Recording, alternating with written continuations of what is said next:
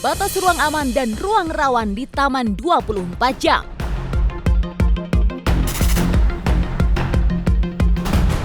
Sebutan kota tak pernah tidur bagi kota megapolitan Jakarta semakin nyata.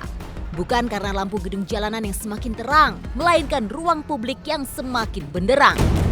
Ya, baru-baru ini pemerintah daerah khusus Ibu Kota Jakarta mengumumkan setiap taman di Jakarta untuk beroperasi 24 jam.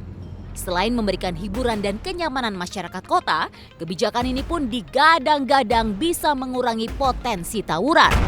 Benarkah Taman 24 jam ini bisa memberi ruang aman bagi warga Jakarta dan sekitarnya? Dan bagaimana dengan kenyamanan warga di sekitar taman?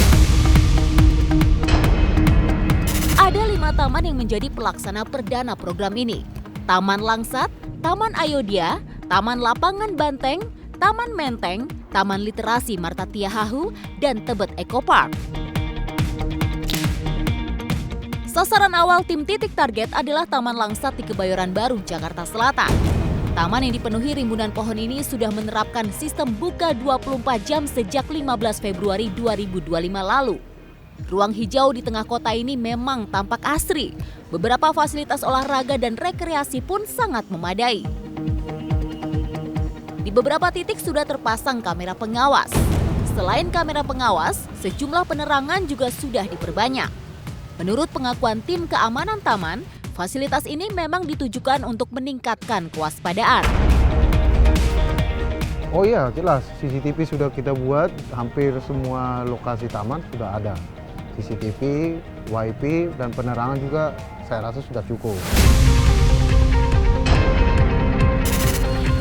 Untuk mendukung operasional 24 jam, tim keamanan juga telah menyiagakan tim patroli malam untuk mengawasi dan memastikan keamanan tetap terjaga. Beberapa posko keamanan juga akan ditambah untuk memberi kenyamanan pengunjung. Kalau untuk keamanan, kita malam Minggu dan malam Sabtu dan malam Minggu itu kita melakukan penambahan personil. Penambahan personil itu artinya penambahan yang harusnya personil libur kita hadirkan karena itu antusias warga cukup ramai.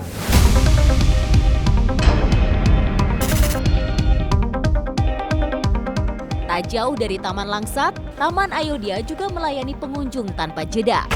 Taman ini awalnya dikenal sebagai Pasar Burung Barito, hingga kemudian disulap menjadi ruang terbuka hijau setelah pasar burung direlokasi pada tahun 2008. Walau jam sudah menunjukkan tengah malam, Taman Ayodhya masih dipenuhi pengunjung. Bahkan ketika hujan sekalipun, masyarakat tetap antusias. Pasalnya di taman ini, para pedagang makanan jalanan berjejer mendukung aktivitas penikmat kuliner malam. Sejumlah pengunjung pun menyambut aturan taman 24 jam dengan sukacita. Di antaranya Dinda dan Cindy yang baru datang di tengah malam untuk melepas penat. Kalau dari aku sih, menurut aku bagus ya, karena kan kita pulang kerja stres. Nah terus kita butuh healing, kebetulan ada taman yang 24 jam, kita bisa nongkrong di sini. Itu dari aku. Ya. Kalau menurut aku juga sama sih, karena kan gimana ya, namanya kalau misalnya di tempat-tempat umum biasa udah inilah. Kalau di taman kayak enak aja gitu. Iya, kayak kita duduk kayak gini kan. Hingga lewat tengah malam, sejumlah pengunjung pun masih berdatangan di Taman Ayodhya ini. Tujuan mereka tak lain untuk sekedar berkumpul bersama teman-teman sembari menikmati suasana. Perlu sih, kadang kan kalau misalnya tempat jajanan kayak gini banyak tempat-tempat yang nggak ada tempat makannya gitu kan. Kalau misalnya di taman sambil makan, kayaknya enak ngeliatin suasananya.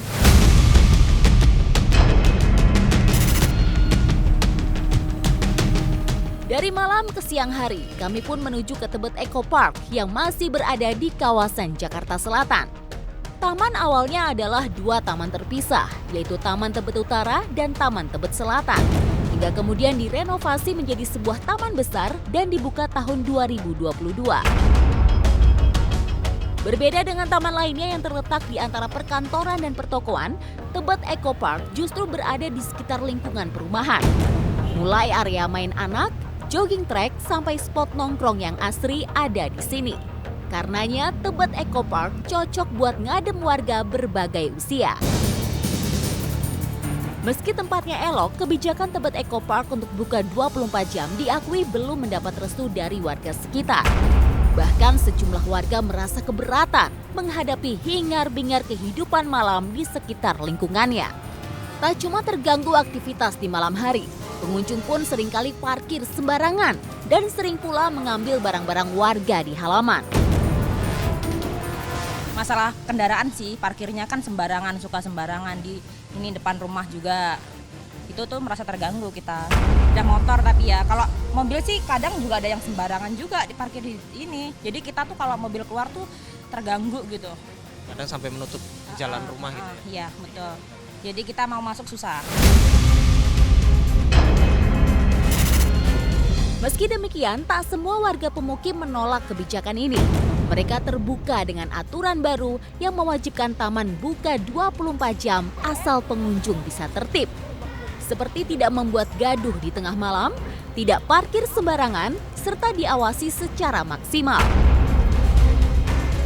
Meski tak menampik bahwa taman 24 jam akan memunculkan ancaman baru, aturan 24 jam dinilai bisa mengakomodir kebutuhan rekreasi warga di malam hari.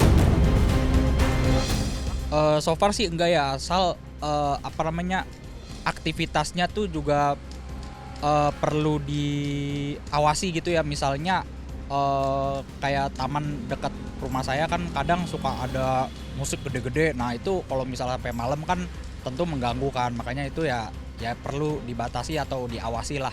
Kira-kira seperti itu sih. Tapi so far aman-aman aja sih. Lantas apakah kebijakan taman 24 jam ini pas untuk mengatasi tawuran? Sejumlah pengunjung taman dan warga mengaku skeptis akan hal ini. Kebijakan taman 24 jam dirasa percuma jika para remaja dibiarkan tumbuh tanpa bimbingan. Pasalnya yang butuh dijaga bukan hanya ruangnya, tapi juga jiwanya.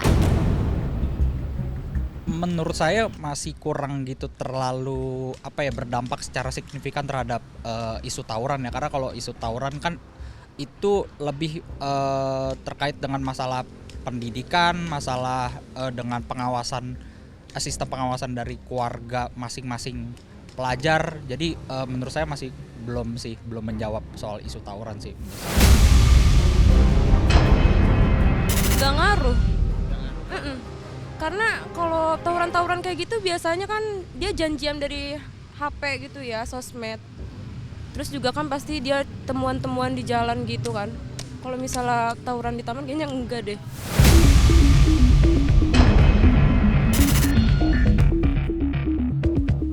Kebijakan taman selama 24 jam juga dikhawatirkan menimbulkan ancaman baru. Di antaranya peluang meningkatnya aktivitas kriminal bahkan kejahatan seksual. Terlebih lagi pengawasan yang dilakukan pada malam hari akan lebih susah dan butuh tenaga ekstra untuk memastikan taman benar-benar aman. Walau bertujuan untuk kenyamanan warga, namun buat citra malam hari tak pernah benar-benar netral. Di kota sebesar Jakarta, gelap bukan cuma soal cahaya, tapi juga tentang niat yang tak terlihat mata.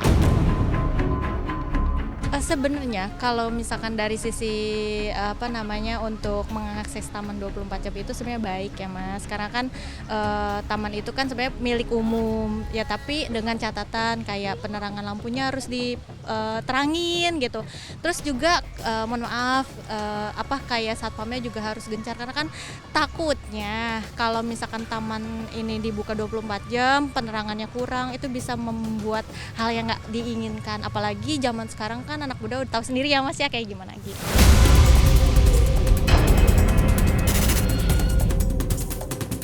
Masyarakat menyambut kehadiran Taman 24 jam ini dengan harapan dan kewaspadaan.